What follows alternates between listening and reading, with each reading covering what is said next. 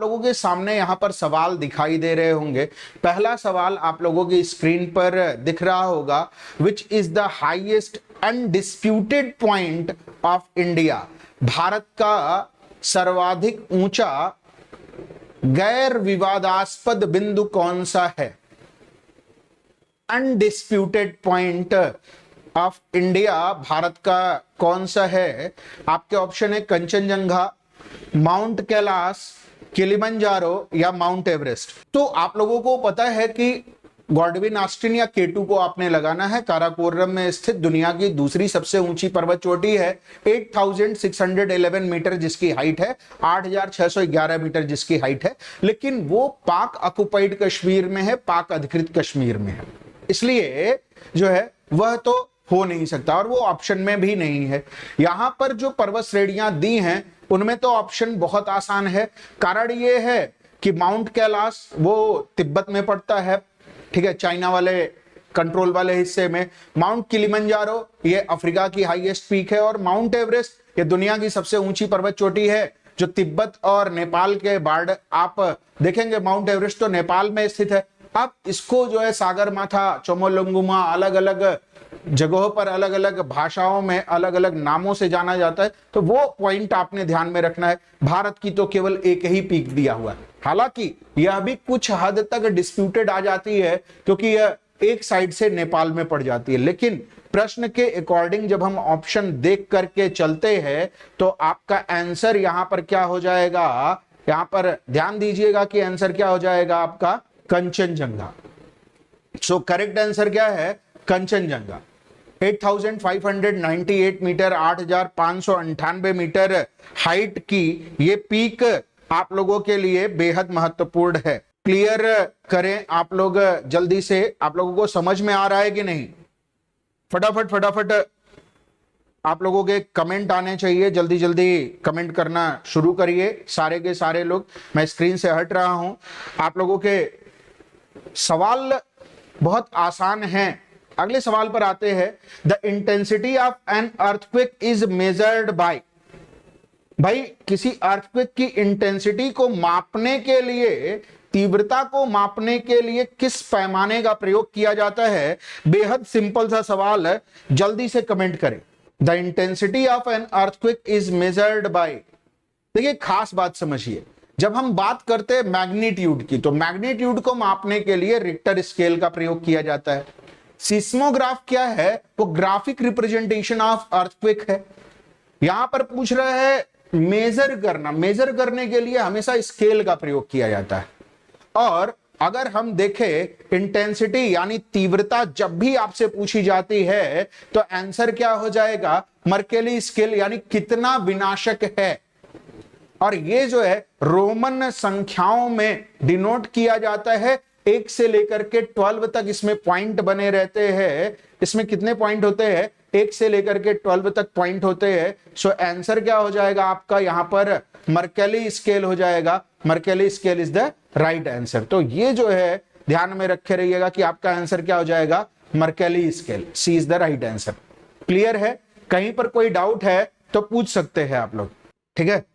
अगले सवाल पर आते हैं। Water stored in earthen pots become cool in summer because of. मिट्टी के घड़े में जब हम पानी को रखते हैं गर्मी में तो वह ठंडा हो जाता है। किस कारण से यह ठंडा हो जाता है? सिंपल सा सवाल है कि जब मिट्टी के भाई घड़े में हम रखते हैं पानी को तो वह किस कारण से ठंडा होता है? सिंपल सवाल आप लोगों के सामने है। अब आपके सामने है condensation, evaporation, transpiration and condensation. तो भाई कमेंट करिए क्या होगा आंसर? संघनन की प्रक्रिया या वाष्पीकरण की प्रक्रिया, ठीक है, कमेंट करें। या वाष्पोत्सर्जन की प्रक्रिया या कन्वर्जन की प्रक्रिया, रूपांतरण की प्रक्रिया, किस कारण से यह होता है? आप लोगों के कमेंट आने चाहिए भाई। यहां पर आसान आसान से सवाल है। देखिए होता क्या है, वाष्पीकरण की प्रक्रिया होती रहती है जिसके कारण जो है वहां पर पानी की सतह ठंडी होती रहती है, और फिर उसके कारण जो है पानी की सतह ठंडी होती रहती है तो ऊष्मा लेकर के वहां पर अन्य पार्टिकल पहुंचते रहते, क्योंकि उनमें संवहन की प्रक्रिया चलती रहती। पानी क्या संवहन के माध्यम से होता है ना, तो उसमें चालन, संवहन, विकिरण, ये तीनों आप लोगों ने पढ़ा होगा। उनमें से अगर हम देखें तो क्या है, इवेपोरेशन के माध्यम से यह कूलिंग की प्रोसेस होती है। So evaporation is the right answer. Answer क्या हो जाएगा आपका, राइट, इवेपोरेशन हो जाएगा। कहीं कोई डाउट है तो पूछने के लिए स्वतंत्र है। अगले सवाल पर आते हैं। How many kilometres are represented by 1 degree of latitude. 1 degree अक्षांश में कुल कितने किलोमीटर होते हैं? ठीक है, आपके ऑप्शन है 321 किलोमीटर, 211 किलोमीटर, 111 किलोमीटर या 91 किलोमीटर। 321 किलोमीटर, 211 किलोमीटर, 111 किलोमीटर या 91 किलोमीटर। भाई आप लोगों के कमेंट आने चाहिए, जल्दी से कमेंट करें। How many kilometres are represented by 1 degree of latitude. 1 degree अक्षांश में कुल कितने किलोमीटर होते हैं? आसान सा सवाल है। 1 डिग्री लैटिट्यूड की अगर हम बात करते हैं, देखिए लैटिट्यूड की जब बात आती है तो 111.19 किलोमीटर होता है एग्जैक्टली। जब हम बात करते हैं 111.19 किलोमीटर होता है, इसको हम 111.2 किलोमीटर भी बोल सकते हैं। ये तो अप्रॉक्स वैल्यू हो गई। और इसके मिलते जुलते ऑप्शन की अगर हम बात करें तो क्या है, C is the right answer. Answer जो है क्या हो जाएगा आपका, सी हो जाएगा। तो C is the right answer. Clear है। यहीं पर अगर लॉन्गिट्यूड पूछ लिया जाता तो लॉन्गिट्यूड 111.32 किलोमीटर होता है, 111.32 किलोमीटर होता है 1 डिग्री लॉन्गिट्यूड अगर पूछ लिया जाए। 1 डिग्री देशांतर अगर सवाल आ जाता तो ये पॉइंट को ध्यान में रखे रहिएगा।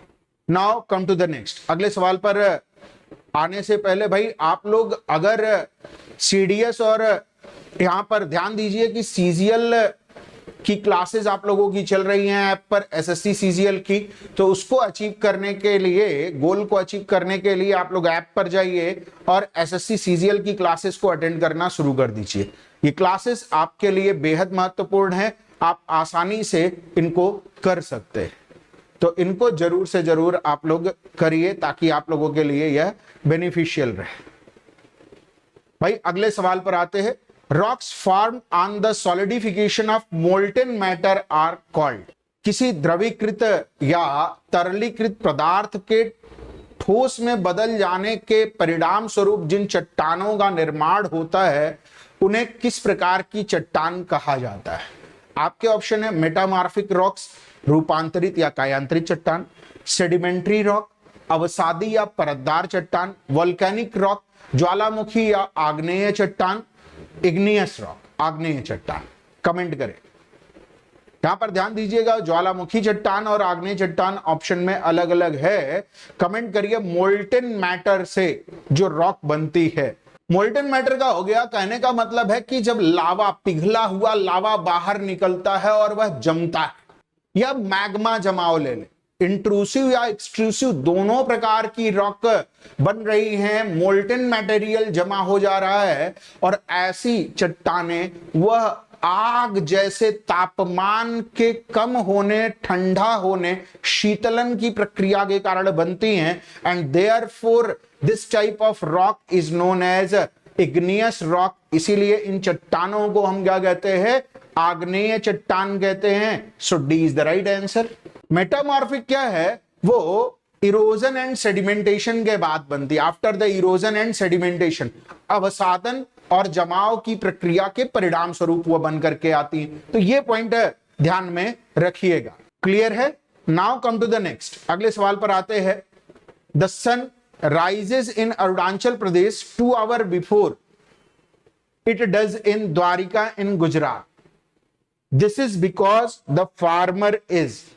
भाई सूर्य या अरुणाचल प्रदेश में गुजरात के द्वारिका से तकरीबन 2 घंटे पहले उदित हो जाता है। यह क्यों होता है? Higher in the elevation than Dwarka and the earth rotate from west to east. पृथ्वी पश्चिम से पूर्व घूमती है और द्वारिका की ऊंचाई ज्यादा है समुद्र तल से। सेकेंड है situated further north than Dwarka and the earth rotate from west to east, पृथ्वी पश्चिम से पूर्व घूमती है और द्वारिका के यह उत्तर में ज्यादा स्थित है।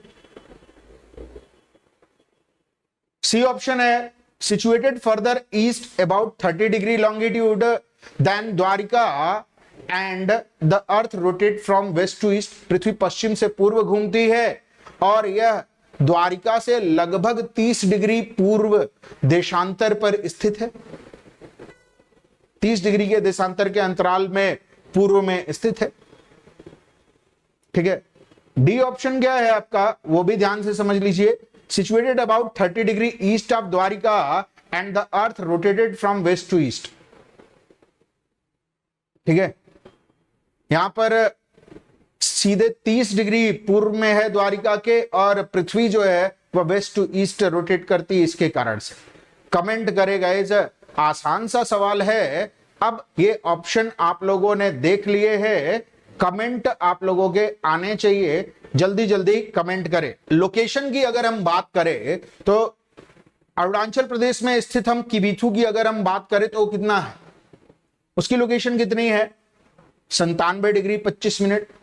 और अगर हम बात करें गोरमोता की तो 68 डिग्री 7 मिनट। अब अप्रोक्स 30 डिग्री ईस्ट है situation, so C is the right answer. Answer क्या हो जाएगा आपका, सी हो जाएगा यहां पर। इसमें इतना क्या सोचना था। अगले सवाल पर आते हैं, where is the permanent research centre of India Dakshin Gangotri located, Bharat का स्थायी अनुसंधान केंद्र दक्षिण गंगोत्री कहां स्थित है। Uttarakhand, Antarctic, Indian ocean, Arctic ocean. Uttarakhand में, अंटार्कटिक में, हिंद महासागर में या आर्कटिक महासागर में। कमेंट करेगा इस, ये तो आसान सा सवाल है। देखिए एक खास बात यहां पर समझिएगा भाई, जल्दी जल्दी आप लोगों के, भारत ने अंटार्कटिक पर कुछ रिसर्च स्टेशन बनाए हैं, जिनमें से एक है दक्षिण गंगोत्री, एक और है मैत्री, और इसके साथ साथ Bharti. These are the important research station of India at Antarctic. Antarctic पर भारत के महत्वपूर्ण अनुसंधान केंद्र हैं ये। अगले सवाल पर आते हैं, Which state is rich in jute? Jute के मामले में सबसे प्रमुख राज्य कौन सा है। वेस्ट बंगाल, तमिलनाडु, केरला, उड़ीसा। आसान सा सवाल है, सबके कमेंट आने चाहिए भाई, फटाफट फटाफट सारे लोग कमेंट करें। पश्चिमी बंगाल, ये जो है राइट आंसर। अगले सवाल पर आते हैं भाई, उससे पहले आप लोगों के लिए खास चीज की, अगर आप में से किसी ने अभी तक इम्बाइब ऐप को डाउनलोड नहीं किया या आपके परिचित जो डाउनलोड नहीं किए हैं, तैयारी कर रहे हैं, उनको बताइए कि ये तैयारी का एक बेहतर प्लेटफॉर्म है, विदाउट गिविंग एनी पेनी। किसी पैसे को दिए बगैर तैयारी आज के युग में, इस अर्थ के युग में फ्री ऑफ कॉस्ट गुणवत्तापूर्वक तैयारी के लिए ये ऐप जरूरी है। और अगर आपको इस तरीके की कोई बात पता हो तो अपने मित्रों को जरूर शेयर किया कीजिए, ताकि उनका भी लाभ हो। अकेले अकेले लाभ लेकर के नहीं बैठ जाओ, है ना। होता क्या है, मनुष्य क्या करता है कि अपने पास लाभ हो गया, बस अपना काम बनता, बाकी कहां है जनता कोई फर्क नहीं पड़ने का, तो वैसा काम नहीं करने का। लिथोस्फीयर इज, ठीक है, स्थल मंडल है, upper most part of the earth, पृथ्वी का सबसे ऊपरी हिस्सा। The middle part of the earth, पृथ्वी का मध्य हिस्सा। Top most layer of earth, पृथ्वी की सबसे ऊपरी परत। And inner part of the earth, पृथ्वी का आंतरिक हिस्सा। सोच समझ करके उत्तर दीजिएगा। लिथोस्फीयर या स्थल मंडल के बारे में जो सवाल किया गया है, बेहद सोच समझ करके उत्तर दीजिएगा। Lithosphere is the upper most part of the earth, top most नहीं। Top most part is known as crust, परपटी बोलते हैं। टॉप मोस्ट पार्ट की बात अगर हम करेंगे तो उसको हम क्या बोलते हैं, परपटी बोलते हैं, क्रस्ट बोलते हैं। गलत क्यों हो गया ये आपको समझ में आ रहा है कि नहीं।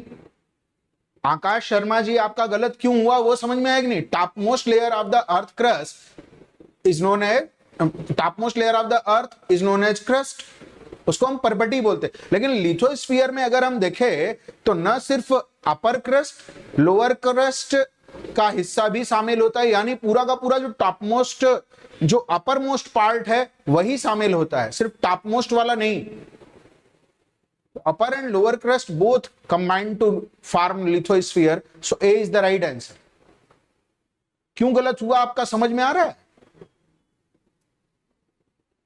Now come to the next, अगले सवाल पर आते हैं। Ozone layer is present in, ozone परत उपस्थित है ट्रोपोस्फीयर क्षोभ मंडल, आयनोस्फीयर आयन मंडल, स्ट्रेटोस्फीयर समताप मंडल एंड एक्सोस्फीयर बहिर्मंडल। ये तो आप में से किसी का गलत नहीं होना चाहिए, ये आप में से किसी का भी गलत नहीं होना चाहिए। इतना आसान सा सवाल, और ये जो नॉट आंसर वाली कहानी है वो तो कतई एक्सेप्टेबल नहीं है। समीक्षा जी, ये नॉट आंसर का कहानी क्यों आया? देखिए, स्ट्रेटोस्फीयर समताप मंडल की जब हम बात करते हैं तो समताप मंडल में ओजोन है जो कि अल्ट्रावायलेट रेज से हमारी रक्षा करती है, पराबैंगनी किरणों से पृथ्वी को बचा ले जाती है और यहां पर जीवन को संभव बनाती है। एक खास बात समझिए, ओजोन को की थिकनेस को मापने की इकाई क्या है? डॉब्सन है, जिसको हम डीबी से रिप्रेजेंट करते हैं, डॉब्सन। तो यह भी आपसे पूछा जाता है।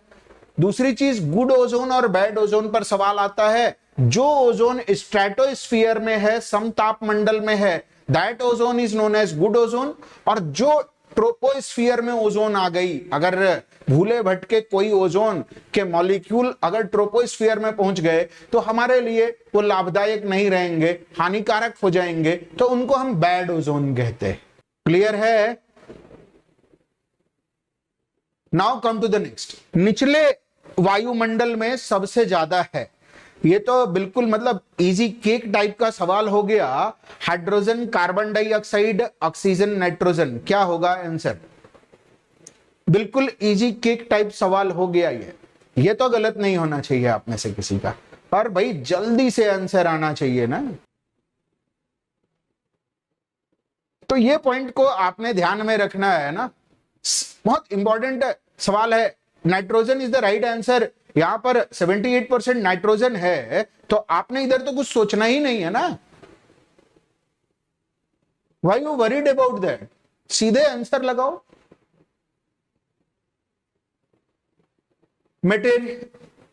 Meteorology is the science of, meteorology किस चीज का विज्ञान है? मेटल्स, अर्थक्वेक्स, वेदर्स, मेटियोर्स, धातुओं का, भूकंप का, मौसम का, या उल्का पिंडों का। यह भी बहुत आसान सा सवाल है, यहां पर तो गलत नहीं होना चाहिए। इसका हिंदी मैंने नहीं बोला है मेटीरियोलॉजी का, क्योंकि हिंदी बोल देंगे तो आंसर आप लगा देंगे, इसीलिए मैंने उसका प्रोनाउंसिएशन हिंदी में भी मेटीरियोलॉजी किया है। उसकी हिंदी होती है जलवायु विज्ञान। अभी क्या, जलवायु विज्ञान इतना सुन करके तो आंसर आ जाना चाहिए, है ना। जैसे ही आपको जलवायु विज्ञान, मेटीरियोलॉजी ये सुना होगा तो तुरंत आंसर दिमाग में आ गया होगा। अभी बताने का जरूरत है क्या आंसर क्या होगा? वेदर, क्लाइमेटोलॉजी का ही हिस्सा है मेटीरियोलॉजी, ठीक है। भारत में मानसून का अध्ययन जो है वह किसके अंतर्गत किया जाता है? मेटीरियोलॉजी के अंतर्गत। एल नीनो, बहुत इंपॉर्टेंट सवाल है। एल नीनो ये क्या है? A warm ocean current, a cyclone, a bird, a forest in Africa. एक गर्म समुद्री धारा, एक चक्रवात, एक पक्षी और अफ्रीका का एक जंगल। एल नीनो हिब्रू लैंग्वेज का वर्ड है, हिब्रू भाषा का शब्द है, जिसका अर्थ होता है न्यू बॉर्न चाइल्ड, नवजात बच्चा, ठीक है। इसका अर्थ क्या होता है? न्यू बॉर्न चाइल्ड, नवजात बच्चा होता है। क्यों होता है इसका नाम? क्योंकि ये घटना 25 दिसंबर के आसपास होती है, और 25 दिसंबर के आसपास किसका जन्म हुआ है? 25 दिसंबर को नवजात बच्चा कौन है उस दिन? ईसा मसीह। उसी दिन ये घटना होती है, इसीलिए ये स्पेनिश लोगों द्वारा दिया गया वर्ड है, हिब्रू लैंग्वेज का वर्ड। अब यहां पर एक खास बात आपने ध्यान में रखनी है, यरूशलेम में बोली जाती है हिब्रू लैंग्वेज, जहां पर ईसा मसीह का जन्म हुआ था। अभी आते हैं यहां पर होता क्या है, काउंटर इक्वेटोरियल करंट जो कि प्रतिविश्वतीय धारा है, वह आ करके, काउंटर इक्वेटोरियल करंट कैसी है? वार्म ओशियानिक करंट है, गर्म समुद्री धारा है। जब वह पेरू या हम्बोल्ट की करंट में इंटर कर जाती है और पेरू या हम्बोल्ट की कोल्ड करंट के वाटर को वार्म करंट में कन्वर्ट कर देती है, तो ऑस्ट्रेलिया के मैस्करेन हाइट के ऊपर बनने वाला हाई प्रेशर बेल्ट जो इंडिया में मानसून को लेकर के आता है, वह साउथ अमेरिका की तरफ फोल्ड हो जाता है। और अगर हम थोड़ा सा और डीप में जाकर के बात करें तो डार्विन साइकिल के जगह पर क्लाइमेट का ताहिती साइकिल बनना शुरू हो जाता है और इंडिया में मानसून कमजोर हो जाता है। मानसून कमजोर हो जाएगा तो इंडिया में ड्राउट की कंडीशन हो जाएगी, यानी सूखे की कंडीशन हो जाएगी। अब इन टर्मिनोलॉजीज को समझने और उनको रिजॉल्व करने के लिए आपको क्लास करना जरूरी है, क्लास जरूर कीजिएगा। ये वार्म ओशियानिक करंट है, सो यहां पर ध्यान में रखे रहिएगा, गर्म समुद्री धारा। नाउ अगले सवाल पर आते हैं, स्क्रीन से हट रहा हूं ताकि आप लोग इसको पढ़ पाए। What could be the main reason or reasons for the formation of African and Eurasian desert belt? Africa और यूरेशिया के मरुस्थलों के निर्माण को लेकर के प्रमुख कारण कौन कौन से है? पहला ऑप्शन आपके सामने है, इट इज लोकेटेड इन सब ट्रॉपिकल हाई प्रेशर बेल्ट। यह सब ट्रॉपिकल हाई प्रेशर बेल्ट में स्थित है, उपोष्ण कटिबंधी उच्च दबाव वाले क्षेत्र में स्थित है। दूसरा है, it is under influence of warm oceanic current, यह गर्म समुद्री धाराओं के प्रभाव में है। Which of the above statement given are correct? ऊपर दिए गए उपरोक्त कथनों में से कौन सा या से सही है? आप लोगों के कमेंट आने चाहिए, कमेंट करना शुरू करिए। बहुत आसान सा सवाल है, कई बार मैंने आप लोगों को जब मैं ओशियानिक करंट के ऊपर बताया हूं तो चीजें बता रखा हूं। यहां पर कमेंट जो है जरूर करना शुरू कर दीजिए, तो फटाफट कमेंट करिए भाई, क्या होगा कारण? देखिए, अगर हम बात करें सब ट्रॉपिकल रीजन, ट्रॉपिकल रीजन का मतलब हो गया between tropic of cancer to tropic of capricorn, इसको हम बोलते हैं ट्रॉपिकल रीजन, उष्णकटिबंधीय क्षेत्र। और जैसे ही ट्रॉपिक ऑफ कैंसर को आप पार करते हो, सब ट्रॉपिकल रीजन स्टार्ट हो जाता है इंडियन साइड में, और अफ्रीकन साइड में जब हम ट्रॉपिक ऑफ कैप्रिकॉन को पार करते हैं वहां पर, या हम बात करते हैं। अब आते हैं करंट्स की बात करते हैं। देखिए, सब ट्रॉपिकल रीजन में अगर हम देखें जिन एरियाज में डेजर्ट है, जैसे अगर हम बात करें कालाहारी डेजर्ट की और नामीब डेजर्ट की, तो उसके पास बेंगुएला की कोल्ड करंट है, वार्म करंट नहीं है, बेंगुएला की ठंडी जलधारा है। और जब हम सहारा डेजर्ट की बात करते हैं, सहारा, लीबियन, नूबियन, ईस्टर्न, इन सभी, ओगाडेन, इन सभी डेजर्ट की बात करते हैं, तो उसके पास में एक ठंडी जलधारा है जिसका नाम है कैनरी की कोल्ड करंट। और यही चीज ओगाडेन या सोमालियन डेजर्ट के पास है, सोमाली की धारा, जो कि मोनेक्स इफेक्ट के कारण कोल्ड करंट के रूप में 6 महीने बहती है, 6 महीने वार्म करंट के रूप में बहती है, और इसके वजह से यहां पर डेजर्ट बन जाता है। सो आंसर क्या हो जाएगा? पहला तो बिल्कुल सही है, क्योंकि वो हाई प्रेशर बेल्ट बनता है, भूमध्य रेखा से उठने वाली हवाएं वहां जाकर के गिरती हैं, एक के ऊपर एक के ऊपर एक हवाएं गिरने शुरू हुई तो हाई प्रेशर बेल्ट बना रखी हैं। तो पहला तो स्टेटमेंट बिल्कुल सही है, लेकिन सेकंड स्टेटमेंट गलत हो जाता है। So correct answer only one, केवल एक। समझ में आ रहा है कि नहीं करेक्ट आंसर कैसे निकल करके आया है? तो ये पॉइंट को आपने ध्यान में रखना है, इस तरीके की चीजों को ध्यान में रखिए। अगले सवाल पर आते हैं, ये तो और इजी सवाल है। Concerning international date line IDL consider the following statement. अंतरराष्ट्रीय तिथि रेखा के संबंध में निम्नलिखित कथनों पर विचार करें। A traveller crossing the IDL from west to east loses a day. कोई अगर यात्री वह अंतरराष्ट्रीय तिथि रेखा को पश्चिम से पूर्व की तरफ होकर के पार कर रहा है तो वह एक दिन के नुकसान में रहता है। The IDL is an imaginary straight line at 180 degree meridian. International date line एक सीधी रेखा है जो 180 डिग्री मेरिडियन को कहते हैं। भाई आसान सा सवाल, सबके यहां पर आंसर आने चाहिए। इतने आसान सवाल पर तो गड़बड़ नहीं होनी चाहिए आप लोगों से। देखिए अगर हम बात करें तो पहला स्टेटमेंट बिल्कुल अपोजिट लिख दिया है। जब हम वेस्ट टू ईस्ट जाएंगे, पश्चिम से पूर्व की तरफ अगर हम जाएंगे तो हमें एक दिन की बढ़ोतरी हो जाएगी। वेस्ट टू ईस्ट जाने पर हम क्या करते हैं, गेन अ डे, एक दिन का गेन हो जाता है, एक दिन प्लस हो जाएगा ना, क्योंकि जीएमटी से हम ईस्ट में जा रहे हैं तो टाइम को क्या करते जा रहे हैं, प्लस करते जा रहे हैं, तो डे का तो गेन हो गया ना, तो लूज नहीं करेंगे हम, एक दिन की बढ़ोतरी हो जाएगी, एक दिन जुड़ जाएगा। और 180 डिग्री लॉन्गिट्यूड की अगर हम बात करें तो इसको 17 टाइम्स फोल्ड किया गया, 17 बार मोड़ा गया है। स्ट्रेट लाइन नहीं है, इट फोल्डेड 17 टाइम्स, 17 बार मोड़ा गया है। तो ना तो एक कथन सही है ना तो दो, दोनों कथन जो है वह सही नहीं है। सो आंसर क्या हो जाएगा आपका, D, neither one nor two, ना तो एक ना तो दो। समझ में आ रहा है कि नहीं भाई? अगले सवाल पर आते हैं। Serious is the brightest star outside the solar system is also called.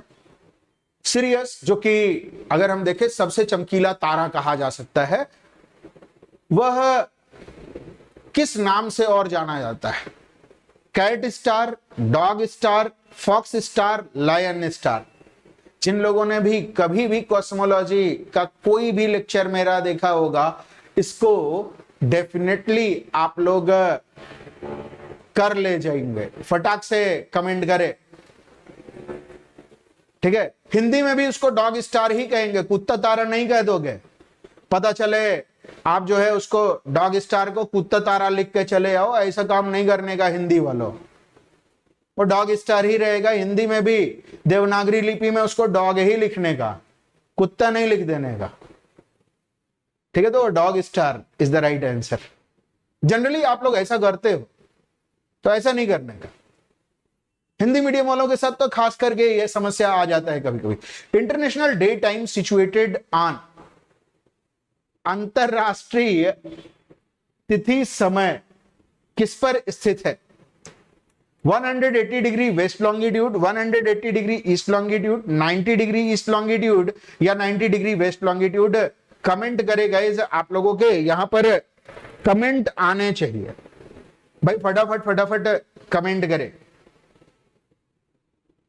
आप लोगों को एक हिंट दे दे रहा हूं, earth rotate from west to east, पृथ्वी पश्चिम से पूर्व घूमती है। अगर इतने हिंट पर आप लोगों ने कहानी को कैच कर लिया तो आंसर आपका आ जाएगा, नहीं तो आंसर हवा में उड़ जाएगा। तो ये बताओ आंसर क्या होगा? 180 डिग्री पूर्वी देशांतर। जी हां, बिल्कुल सही है। 180 degree east longitude is the right answer. 180 degree पूर्वी देशांतर। अगले सवाल पर आने से पहले भाई आप लोगों के लिए, अगर आप लोगों को नई तकनीकी के साथ तालमेल बिठा करके अपनी तैयारी करनी है, जो न्यू टेक्नोलॉजी है उसका नाम क्या है? Artificial intelligence, AI. और एआई को आप तक कैसे लाया जाए उसके लिए है इम्बाइब लेंस ऐप। इसमें आप खुद किसी भी डॉक्यूमेंट को स्कैन करके वहां से 3D में लर्न कर सकते हैं। बड़ा इंटरेस्टिंग सा ऐप है।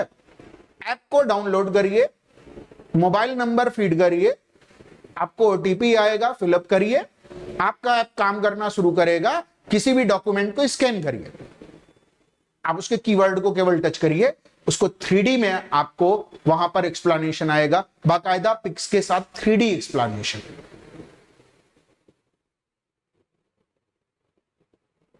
अगर आप नई तकनीकी के साथ तालमेल बिठा के नहीं चलते तो आप आउटडेटेड हो जाएंगे। और आउटडेटेड चीजों की कीमत नहीं रहती है। पहले टेलीफोन और पेजर भले ही काम के रहे हों, आज के डेट में आपको लैंडलाइन फोन और पेजर दिखते नहीं होंगे, मोबाइल में भी अलग अलग वर्जन आ गए हैं, है ना। तो स्टडी का भी मोड चेंज कर दीजिए, कोई आपसे आगे नहीं निकलने पाए। अगले सवाल पर आते हैं। On 22 December the sun rays are vertical at, 22 दिसंबर को सूर्य की किरणें सीधी रेखा पर कहां पड़ेंगी? Tropic of cancer, tropic of capricorn, the equator, none of the above. Comment करें। कितना जल्दबाजी रहता है आप लोगों को उत्तर देने का। आकाश जी, ये दूसरा बार आपने बहुत जल्दबाजी किया है। देखिए, अगर हम बात करें अर्थ के रोटेशन को लेकर के, तो सूर्य की स्थितियां जो है वो पृथ्वी के मुकाबले बदलती रहती है। जैसे सपोज करिए ये हमारी अर्थ का मॉडल ग्लोब, ये इक्वेटर, कैंसर, कैप्रिकॉर्न। 21 या 22 जून को कहां रहता है ये? ट्रॉपिक ऑफ कैंसर, कर्क रेखा पर। और 22 दिसंबर को कहां रहता है ये? ट्रॉपिक ऑफ कैप्रिकॉर्न पर। और 21 मार्च और 23 सितंबर को ये कहां रहता है? सूर्य की पोजीशन कहां रहती है? बिल्कुल इक्वेटर के पास। ऐसा क्यों होता है?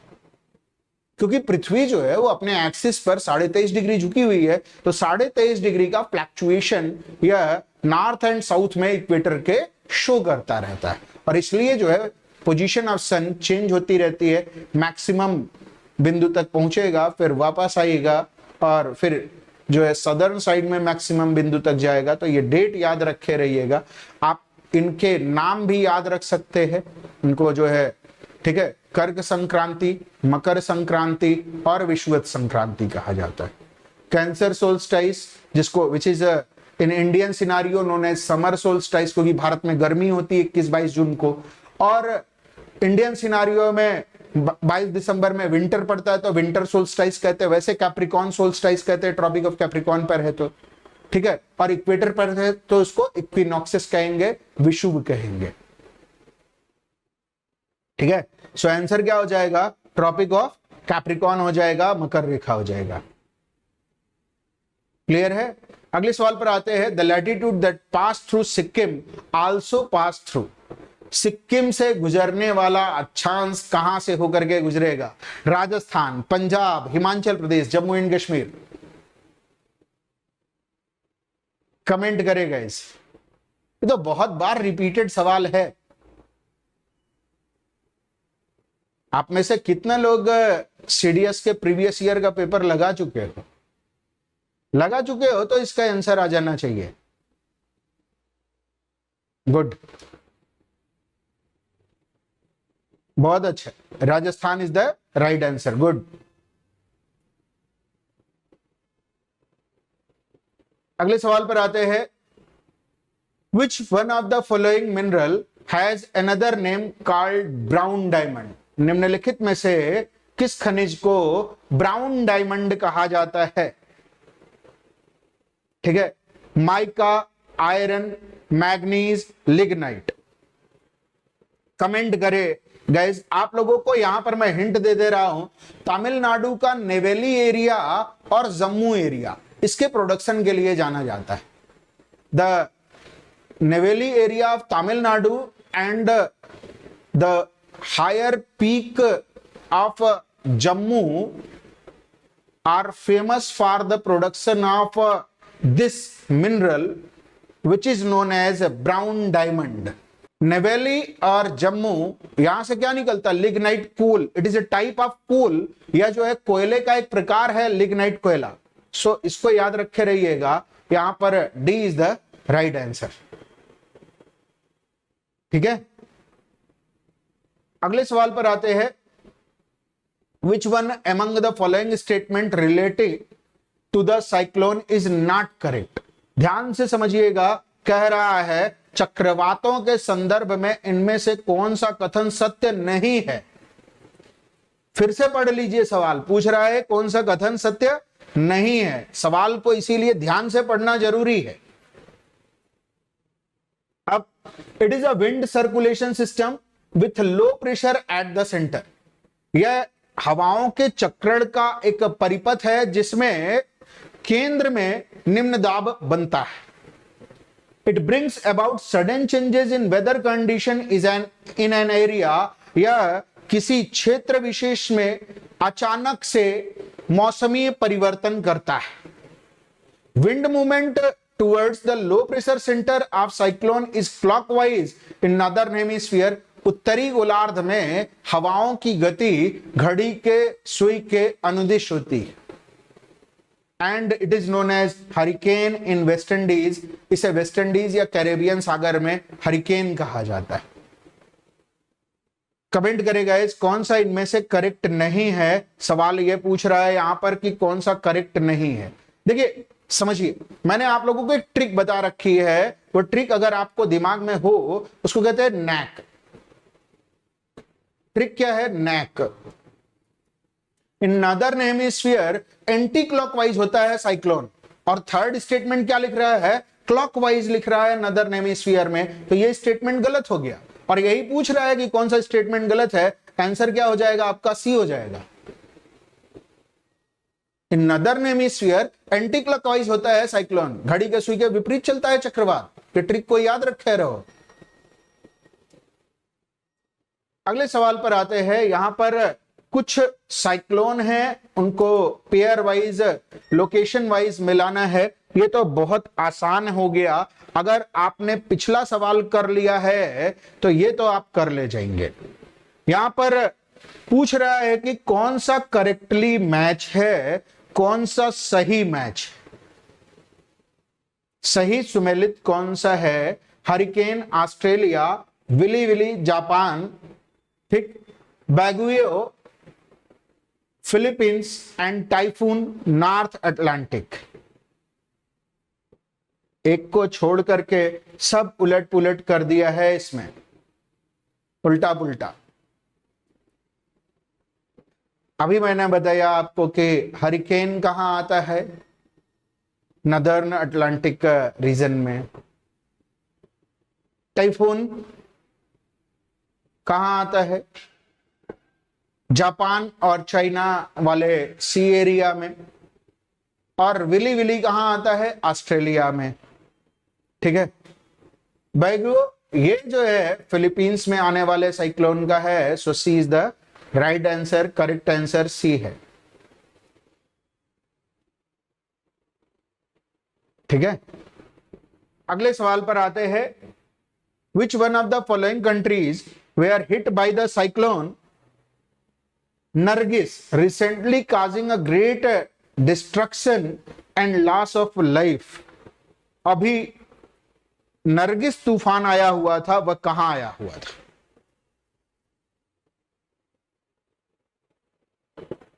अभी तो हाल ही में बिपरजॉय आया हुआ था, उसके पहले तितली आया हुआ था। ठीक है। नरगिस ने भारी तबाही मचाई। ठीक है। कहा जाता है कि रोहिंग्याओं के निवास स्थान पर, रोहिंग्या मुसलमान लगातार चर्चा में रहते हैं, उनके निवास स्थान पर नरगिस से भारी तबाही मची। इतने हिंट पर तो आंसर आ जाना चाहिए। रोहिंग्या लोगों का मूल निवास स्थान कहां था? जहां पर अपने धार्मिक कट्टरता के कारण उनका बौद्धों से विवाद हुआ और उन्हें वहां से हटना पड़ा। शरणार्थी के रूप में वह अलग अलग जगह गए। इतना हिंट पर तो आना चाहिए answer. Myanmar is the right answer. बिल्कुल सही है। ठीक है। अगले सवाल पर आते हैं। Which one of the following is not characteristics of conventional rainfall? निम्नलिखित में से कौन संवहनी वर्षा की विशेषता नहीं है? Afternoon rain, drizzling, lightning and thunder, torrential rain. Comment करेगा इस इनमें से कौन सा संवहनी वर्षा की विशेषता नहीं है? फिर से समझिएगा, पूछ रहा है कौन सा संवहनी वर्षा की विशेषता नहीं है। आफ्टरनून रेन बिल्कुल होता है संवहनी वर्षा में। दोपहर के बाद जनरली जो है इक्वेटर वाले एरिया में कन्वेंशनल रेन होती है। तो ये जो है ध्यान में रखे रहिएगा, कन्वेक्शनल रेन में ये तो होना ही है संवहनी वर्षा, ठीक है, आफ्टरनून रेन तो ये होता है। अब आते हैं ड्रिजलिंग। ड्रिजलिंग ये कन्वेक्शनल रेन की विशेषता नहीं है, ओरोग्राफिक रेन की विशेषता है। जनरली ओरोग्राफिक रेन की विशेषता है ड्रिजलिंग एंड क्लाउड बस्टिंग, तो ये दोनों तो उसकी विशेषता है, तो ये तो होगा नहीं, यानी ड्रिजलिंग नहीं हो सकता। और पूछ रहा है यही, तो आंसर तो यही हो गया। इसके बाद लाइटनिंग एंड थंडर ये तो आता ही है, और टॉरेंशियल रेन तो होती ही है। So B is the right answer, drizzling नहीं होता है। Which one of the following statement is not correct, निम्नलिखित में से कौन सा कथन सत्य नहीं है? The height of troposphere is more along the equator than along the poles. क्षोभ मंडल की ऊंचाई भूमध्य रेखा पर ज्यादा और ध्रुवों पर कम होती है। The stratosphere is free from cloud and associated with weather phenomenon. समताप मंडल में बादल नहीं पाए जाते, लेकिन फिर भी यह जो है जलवायु से संबंधित है। Jet aircraft normally fly in the mesosphere. Jet विमान साधारणतः मध्य मंडल में उड़ते हैं। Ionosphere reflect back the radio waves to the earth and enable us to have wireless communication. Ionosphere आयन मंडल के कारण हम वायरलेस कम्युनिकेशन कर पाते हैं। कमेंट करें भाई। जनरली अगर हम देखें तो ट्रोपोस्फीयर में न उड़ करके स्ट्रेटोस्फीयर में उड़ना पसंद करते हैं विमान, वो मेसोस्फीयर में नहीं। जेट कहां पर उड़ना पसंद करते हैं जो है वो स्ट्रेटोस्फीयर में, तो ऑप्शन में मेसोस्फीयर है, ये तो गलत हो गया। बाकी वेदर फेनोमेनन होता है ट्रोपोस्फीयर, क्यों? क्योंकि इक्वेटर पर गर्मी पड़ती है तो हवाएं गर्मी के कारण ऊपर उठती हैं, तो और पोल पर ठंडी है तो वहां पर 10 से 12 किलोमीटर की हाइट रह जाती है। और कभी कभी तो इक्वेटर पर एक आध दिन तो ऐसी स्थिति बन जाती है कि पूरा स्ट्रेटोस्फीयर ही गायब कर देता है ट्रोपोस्फीयर। तो स्ट्रेटोस्फीयर किसी किसी दिन तो स्ट्रेटोस्फीयर गायब भी हो जाता है इक्वेटर के आसपास, ऐसी भी कंडीशन बन करके आती है। सो आंसर क्या हो जाएगा? सी इज द आंसर। इनकरेक्ट पूछ रहा है, कौन सा करेक्ट नहीं है। अगले सवाल पर आते हैं। Who among the following propose the big bang theory, निम्नलिखित में से किसने बिग बैंग का सिद्धांत दिया था? George Lemaitre, George Gamow, Fred Hoyle, both A and B. Comment करें गाइस, किसने दिया हुआ था?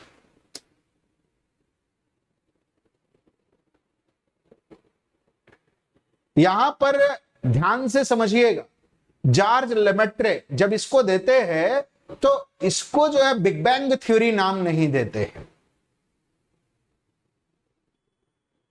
ठीक। इसको सिंगुलैरिटी थ्योरी कहते हैं जॉर्ज गैमो, और एक्सप्लेन इसको जॉर्ज गैमो इक्वेशन के माध्यम से करते हैं। थ्योरी के माध्यम से एक्सप्लेन इसको जॉर्ज एब लेमेट्रे करते हैं। फ्रीड होयल मजाक मजाक में इसको बिग बैंग नाम देते हैं।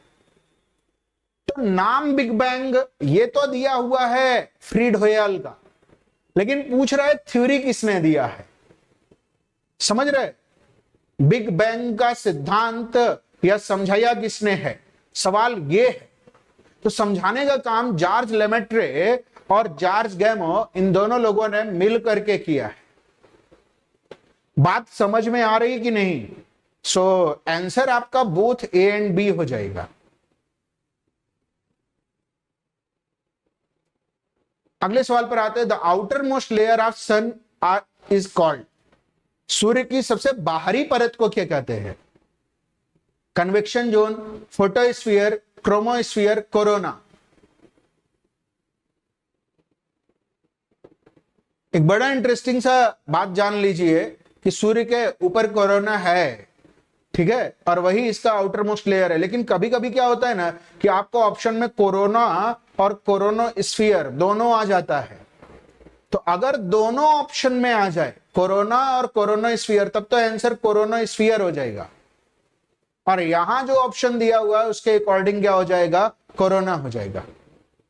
लेकिन अगर कोरोना और कोरोना स्फीयर ये दोनों ऑप्शन में दिया हुआ है तो आंसर कोरोना स्फीयर फिर लगा करके आइएगा, फिर कोरोना मत टच कर दीजिएगा, नहीं तो आपके आंसर को कोरोना हो जाएगा और पैंडेमिक का शिकार हो जाएगा आपका सवाल।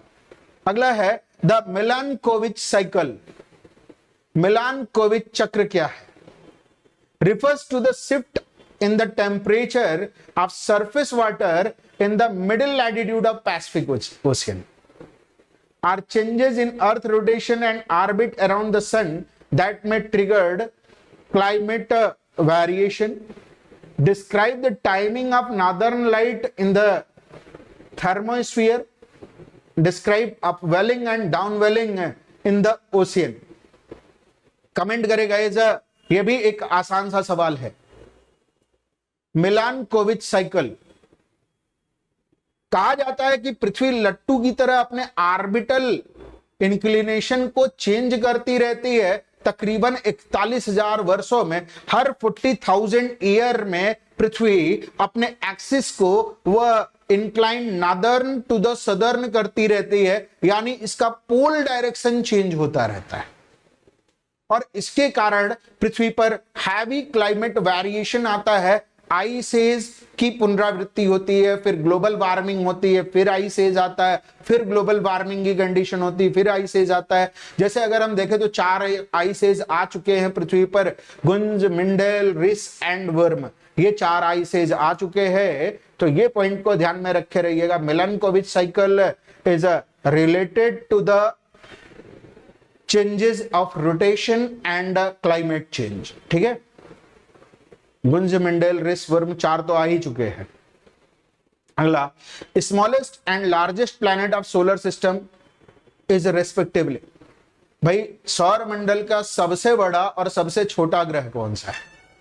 Mercury and Uranus, Neptune and Jupiter, Mars and Saturn, mercury and Jupiter. ये तो आसान है।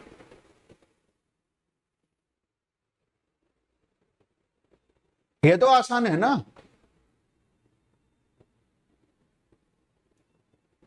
वहीं पर अगर स्मॉलेस्ट एंड लार्जेस्ट सैटेलाइट पूछ ले तो स्मॉलेस्ट सैटेलाइट जो अभी तक खोजा गया है डिमोस है, मार्स का सैटेलाइट, और लार्जेस्ट सैटेलाइट है गैनीमेड, जुपिटर का सैटेलाइट। सैटेलाइट में तो यह हो गया। अगर आपसे प्लैनेट की बात कर रहा है, यहां पर प्लैनेट पूछ रहा है, सिंपल मरकरी एंड जुपिटर हो जाएगा, यहां पर बुध और बृहस्पति, ये ध्यान में रखना है। तो आपको यहां पर तो टेंशन ही नहीं लेना था, आसान है। अगर ये सैटेलाइट पर सवाल होता तो थोड़ा सा टफ हो सकता था। ठीक है, north side of Atlantic ocean is concern connected to. भाई अटलांटिक ओशियन का उत्तरी छोर किससे जुड़ा हुआ है? Arctic ocean, Pacific ocean, Mexican canal, Panama canal. ये तो आसान हो गया। अटलांटिक ओशियन की अगर हम बात करें तो कैपिटल एस शेप का है, कैपिटल एस के आकार का है। ठीक है, between pan America and Africa to Europe. Comment करेगा इस क्या होगा, किससे जुड़ा हुआ है? नॉर्थ साइड में पूछ रहा है, तब इतना सोच रहे हो। भाई उत्तर में इसके कौन सा हिस्सा है? कमेंट करो।